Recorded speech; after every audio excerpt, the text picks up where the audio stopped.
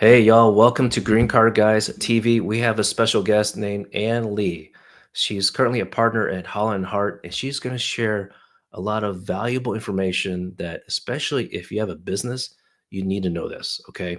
Whether you're starting a business, considering start one, or you have one currently, and you may want to sponsor an employee in the future. All right, let's welcome Ann to the show. Good morning, Ann. Good morning. Thanks for having me, John. Absolutely. Well, there's a slew of things going on with the current administration. We're in the year 2025.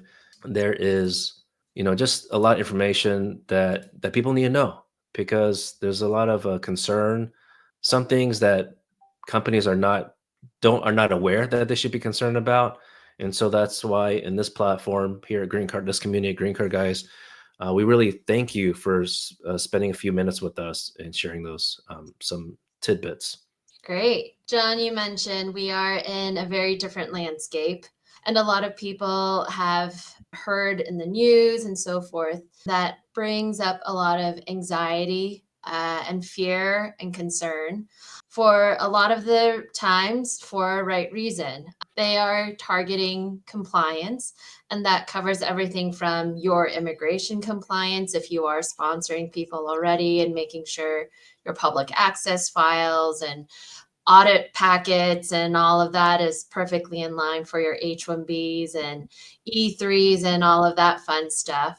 And then there's also the compliance on the I-9 side. And the I-9 is for any employer that hires an employee. You may all recall filling out, bringing your passport or social security card and driver's license to confirm your work authorization within onboarding. Almost every employer that has an employee has had to do that. And that is then being used to make sure that employers have a documented workforce.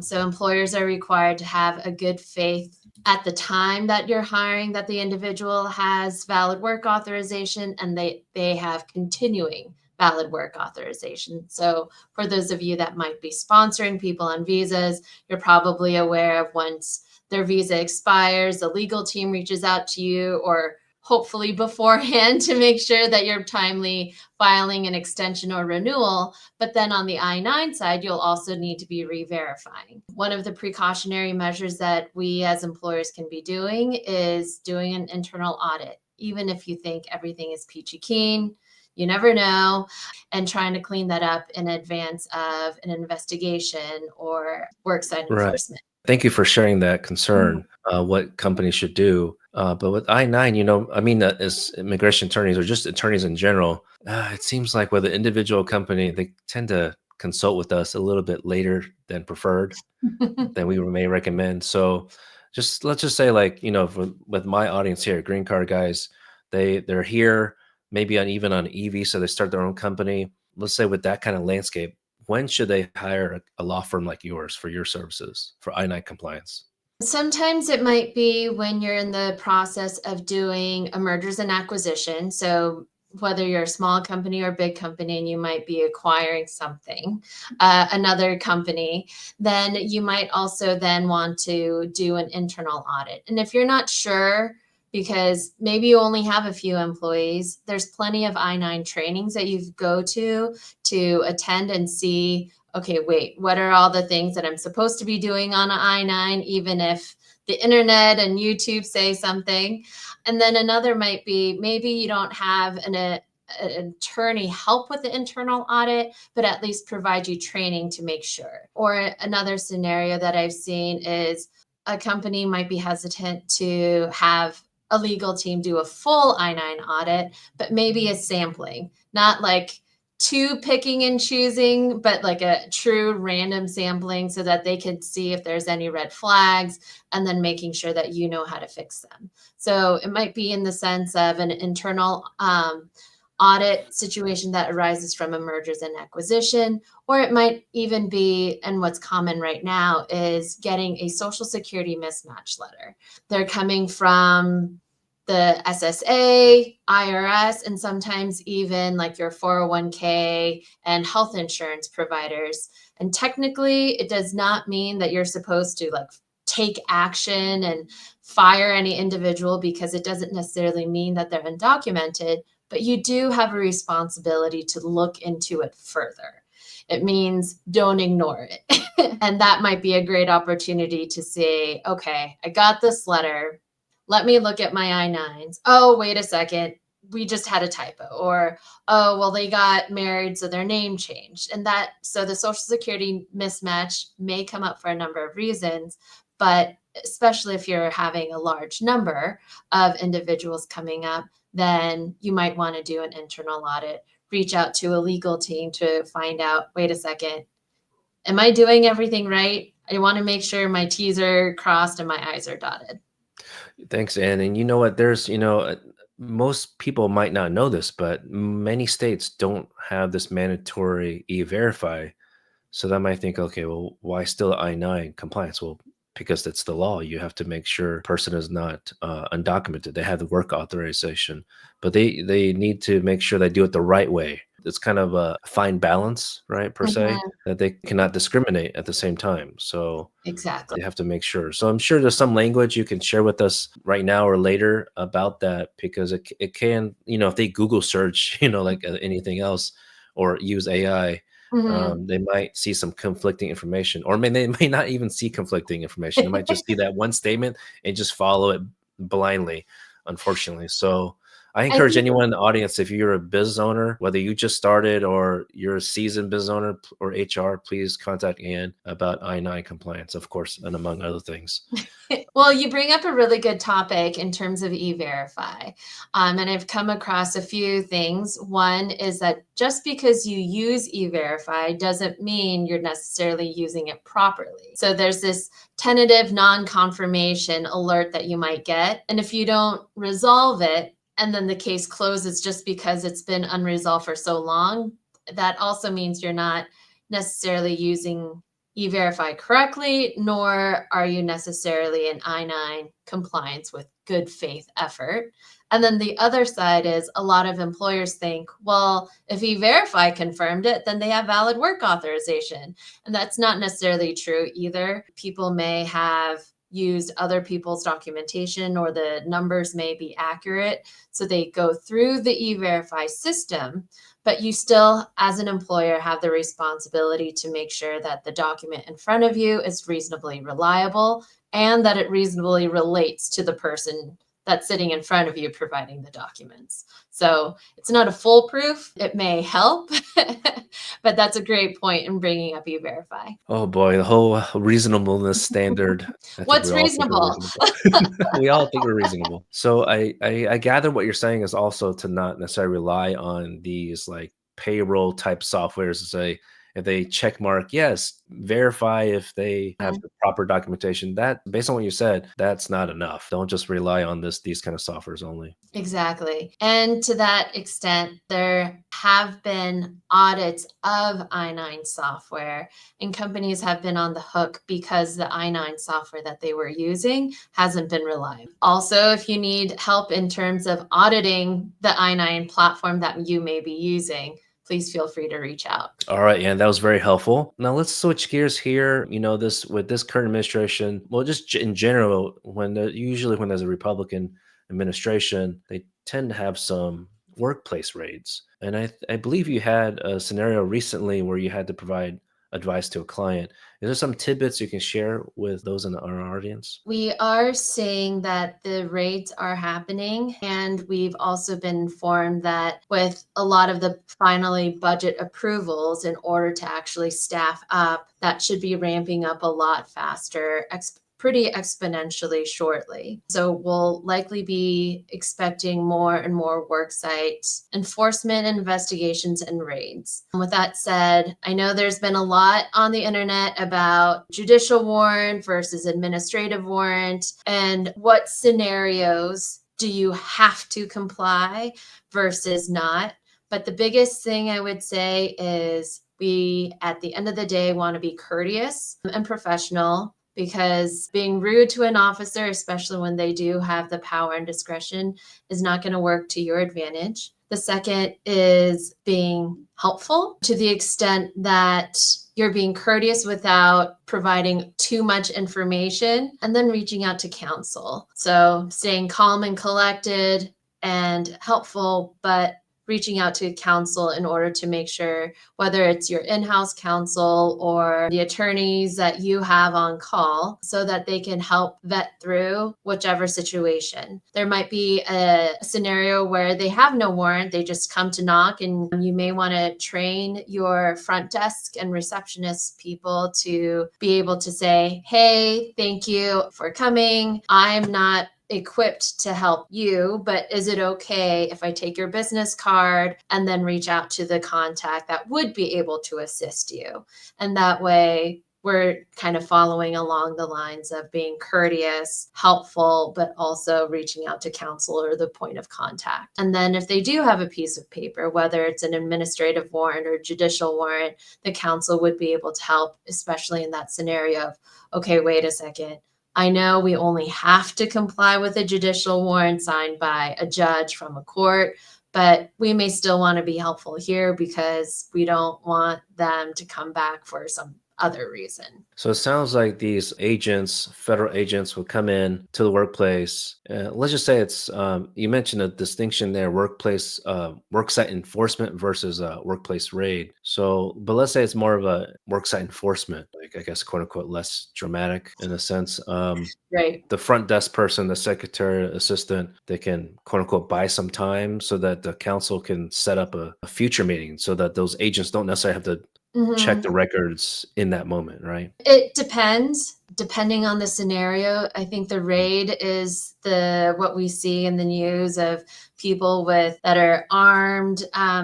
There was a scenario in Colorado where they even had choppers, Mm. mostly to send a message as opposed to actually needing choppers at this employer that only has 100 employees. But we still would want to act swiftly, but understandably, the reaction time hopefully is minimal and it's more of a response time. That's like therapy words. But by creating a sort of task force internally, the front desk to the point of contact and your counsel, the faster you can respond to any given scenario. Wow, I didn't know about the chopper situation. Yeah, they're definitely sending a message visually to a lot of Yeah. different scenarios. I've never seen that with the prior administrations or heard about it. I mean, yeah, this is what I've been telling people, friends that have companies like you really, it doesn't even matter what kind of company. As soon as you hire a foreign national, you have to know these things that Anne has been saying to remain compliant. Anne, can you share like an example why maybe ICE or agents would come to a workplace, whether it's a worksite enforcement or more like a raid? It could be a number of things. We're finding that local, state, and federal agencies are all kind of working together to create their own task force. So don't ignore those Social Security mismatch letters. They happened the first Trump administration and they're happening again because if you received it and you didn't do anything about it in terms of looking into it further, then it goes against that good faith argument if there were to be an audit or an investigation. And then there might be other scenarios of anonymous tips and calls, or you have a history of hiring people that are undocumented. An employee might even be wiretapped and then confess to their supervisor or to HR and say, hey, thank you so much for having me. I know I provided fake documents and I'm really worried about the raids. And then also, if we don't do anything at that time, that employee may have made a deal to have valid work authorization in order to get the bigger fish. So it could be any and all scenarios. The most Hmm. important is if you hear about something, then please look into it further because while we want to protect our workforce and our operations, that only matters if you're not subject to civil and criminal penalties. I had forgotten about informants in that way, people that want to make a deal. So wiretapping, yeah, that's a great point, and that's very valuable. And I know like the companies, people I've talked to, HR, they want to help people. Of course, Mhm. even if it's just sharing information, there's not much they Yeah. can do, right? If someone truly is undocumented, they can't really help in terms of sponsorship. but when they put the guard down, that's a concern, right? So yeah, if anyone in the audience is watching this and later in terms of HR, you have your own company, whatnot. Most of y'all have a good heart in that sense. You want to help people out, but don't drop your guard. Definitely consult with Anne, an immigration attorney that focuses on helping employers. And let's see. So save this video for those in the audience so you can replay it later. So we have another topic. You have told me about H2 and H3s. Let's focus on H2 and then what kind of company, or is there a specific industry that typically uses like a H2 or versus H3? So the H2 visa, there's one for H2A agricultural, so a lot of farms or even animal breeding type of scenarios might be using them for seasonal work where let's say, for example, there's a breeding season, so an influx of employees are needed. Or H2Bs, not agricultural, but has to go through a lottery system, maybe for a variety of industries. A lot of landscaping companies use it because their seasonal peak high season is during the summers, or golf courses and resorts. Ski resorts also use them. So full gambit. The biggest thing about the compliance side there is that there are a lot of requirements, whether it's fully auditing the workman's compensation and liability insurance, to the transportation that you do or do not provide, the lodging that you do or do not provide, and then the salary and how much time that they may be working. So while sometimes it may seem like a great option, there's a few challenges there. It does require a lot of preemptive planning. And then the other side is the compliance part. It's not, ooh, this is a great solution to hire a bunch of employees from outside the US. You do need to pay them the same wage that you would the US workers. Versus the Right. H3 is used for training, bringing individuals to come to the US to be trained, and it could be one or a group of individuals. The caveat is the plan should be for them to depart the US. They are required to submit a statement of intent that they do not plan on remaining in the US. And a great example that I've seen a company use it for is they've acquired a US manufacturing company, and then they brought in some of their employees from an entity abroad to kind of see how the operations worked at the US factory, and then trained on it in order to move some of the operations abroad I to be see. used for Yeah, training. I remember coming across something like that for someone who filed a lawsuit for H3, and Mhm. the government's concern was that they were using the visa for actual employees, like long term, like that you were Mhm. suggested to not do. That's really only purely for training. So if any employers out there considering to somehow circumvent it, it's not worth it Mhm. because eventually some visa officer, someone with USCIS will find out. So you don't want to go through all this expense and you haven't properly trained or Right. prepared, the trainee for the interview. You don't I want to get had caught up in it. a individual who wanted us to help her with an O1 extraordinary ability visa, but she was in the US on an H3 training visa. And I had to explain to her that they wouldn't believe that she was someone of extraordinary ability if she was in the US to get the training that she's claiming that she's now an expert of. Wow, good call on that one. Great catch. Now with H2, well, with any of these visas, right? You mentioned the key phrase preemptive planning, but I feel Mhm. like especially with H2, there needs to be some lead time. Ooh, I bet you have some clients like this, like, hey, can we file for something next week at the earliest? And you're like, yeah, there's a lot of things that need Physically to not come in order. possible. Right, exactly. So, let's say for H2, because you mentioned like golf course, but it's like you said, a gambit Mhm. of different industries that could utilize the H2As or H2Bs, and it's all seasonal. Let's say that, like, I know there's certain windows, right? Windows of timing to file Mhm. the application. It's not necessarily whenever you want, right? So the H2A, the agriculture, doesn't have a lottery. The H2B does, and it's for seasons that start April 1st and October 1st. But that also means there's months of lead time and preparation in order for cases to be filed. For example, if you're starting April 1st, or if the employee is starting April 1st, then the company is submitting applications with the Department of Labor on January 1st. And there's months of preparation even before that. So it's almost like you need to plan a year in advance to have your seasonal workers. All right, y'all. If you're listening to this and you're in any of these industries that at least Ann mentioned, you definitely need to get on the ball and contact Ann. And her information would be down below in the description box. Thank you, John. Well, we've talked about a number of topics, and lawyers can talk a lot, especially immigration law.